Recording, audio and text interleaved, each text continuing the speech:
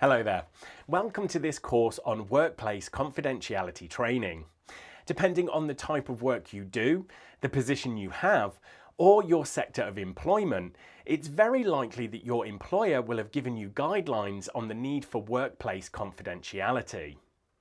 If you are a business owner or self-employed, you will already be aware of its importance to your practices to some extent. This training is designed to raise your awareness of this subject to an acute level and ensure your business information is safely protected. First of all, let's start with the basics. What exactly are we referring to when discussing workplace confidentiality? Essentially, it is the appropriate and responsible behaviour that applies to any important information that is processed during business activities. In most cases, the uncontrolled sharing or leaking of this type of data can potentially lead to outcomes that will be predominantly negative for a company, affecting its effectiveness, integrity, or reputation. Whether you are aware of it or not, every business organisation holds confidential information that must be kept secure. At the very least, it will include data such as workers' salary details, employment finance records, organisational bank accounts, customer contact details, sales figures and projections, upcoming events and promotions, computer passwords and online security systems. In addition to personal records and business data, there may be other pieces of information that could harm the performance of a business should they become well known. Think of how many food-based companies have secret ingredients in their products, which their competitors could copy if they were made aware of them. What about details leaking to the media from a doctor's office about a celebrity's surgical procedure? The potential scenarios for such negative incidents are nearly endless, and almost all of them could arise from a chance comment from an employee or poor data protection. Any sensitive information can reach the ears, eyes, or hands of outside sources if we're not careful in how we conduct our work. For instance, internal business communications could easily be made known to others if employees choose to discuss classified outcomes with colleagues or individuals outside of work, share organisational processes or business methods with staff from rival corporations, whether intended or not, talk to the press or general public about controversial subjects without the involvement of the executive board mistreatment. So it's easy to understand how and why every organisation and company has information that should not be freely shared or distributed inappropriately. They will have protocols and policies in place that uphold the principles of maintaining workplace confidentiality. This will apply as much to any customer records that are needed for everyday duties as they will to top secret projects that may be planned by the biggest manufacturers worldwide. The security of confidential information can be at its most vulnerable state when people become accustomed to sharing elements of their work practices in a social or casual capacity. Risks could even arise from non-malicious behaviour such as sharing a personal opinion about a colleague, manager, or workplace policies with family members and friends, discussing a colleague's attempts at looking for a job outside the company, forwarding private emails or documents outside of the business network, revealing business information that was overheard in a conversation or as part of office gossip. Regardless of whether it is intentional or merely an innocent act of personal sharing, this type of social engagement can be risky for any business.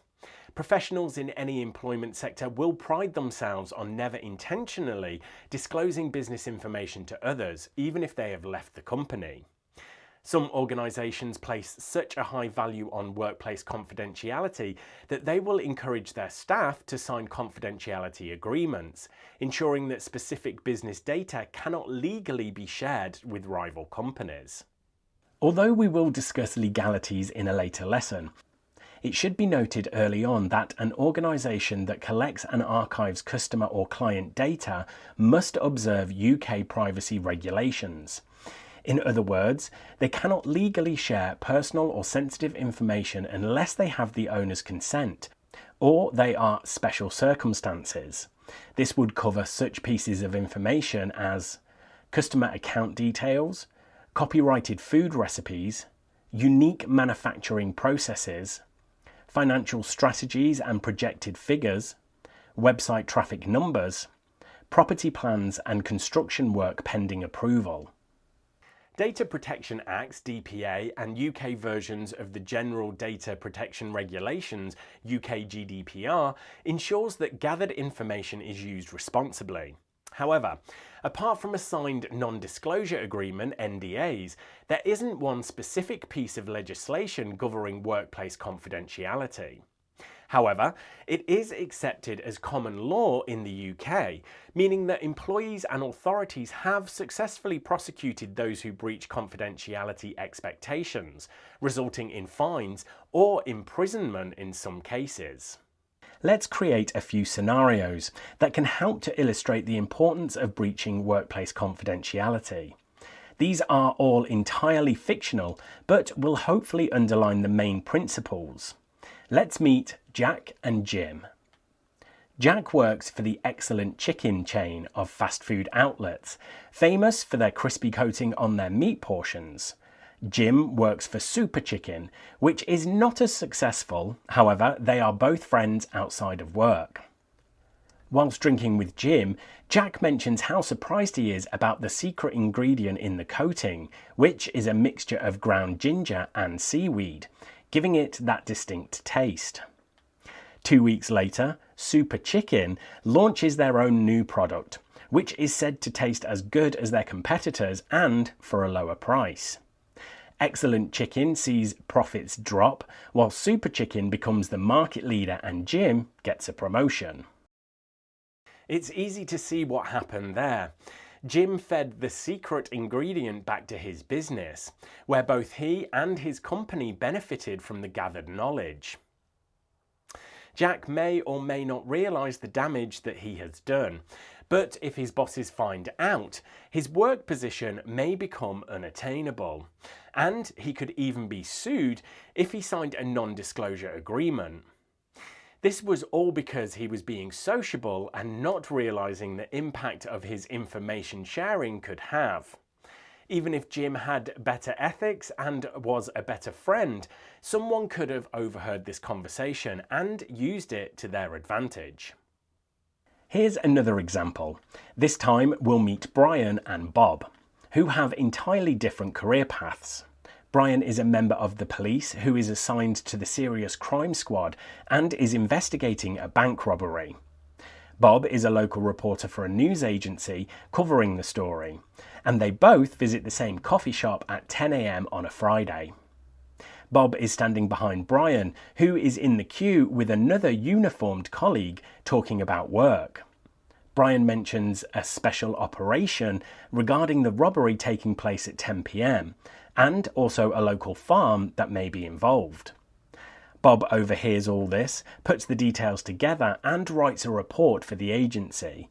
The details instantly leak onto social media, and the criminals involved quickly absconds the country. The details of the leak are never established, but the suspects got away, and the police force was humiliated and subjected to an investigation. Bob may have got an interesting story there, but the breach in confidentiality is on two fronts. Brian should have been more careful about the way he discusses work issues. To some extent, Bob should have also been aware of the consequences of his actions and that he is responsible for not misusing information. During World War II, a popular saying said, "Loose lips sink ships." This meant that anybody with classified information could potentially reveal wartime strategies to spies if they discussed them openly. To a lesser extent, that kind of idiom still holds true today, but it's just as likely to originate from keystrokes as lip movements. In the 21st century, the source of a confidentiality breach will almost always have a digital trail. Email and social media conversations should be considered to be as potentially risky as a loud conversation in a public space. This means that workplace confidentiality also needs to consider factors such as unencrypted data and poorly secured records, hacking and malware on computer systems, theft of IT devices such as smartphones, tablets and laptops, improper disposal of physical and digital information, lack of employee awareness or training, naivety about the impact of disclosures. That completes the first lesson of this course. We have spent time taking a high-level look at the importance of workplace confidentiality and how awareness of it must be appreciated by a workforce and all of its team members. Join us in the next lesson where we will focus on the business aspects of confidentiality and more of the risks associated with it. See you soon.